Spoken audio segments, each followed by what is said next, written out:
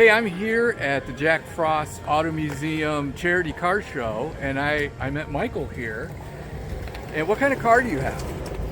2013 Porsche 911S. Oh, nice. And you came over and started asking some questions, and you use a lot of other products that work really well for you. Yeah, a garage full of products.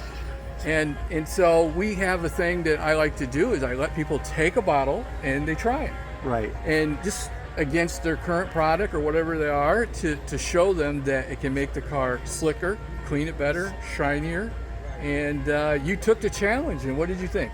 Well, like everybody else, I've used a ton of different instant detailers from just about everybody. This is a different deal.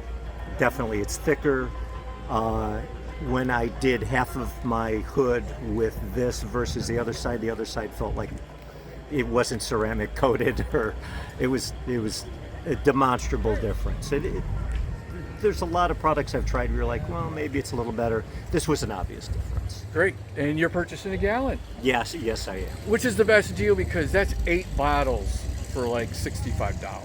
Wow, that is a good deal. All right. Well, thank Cool. you. Thank you.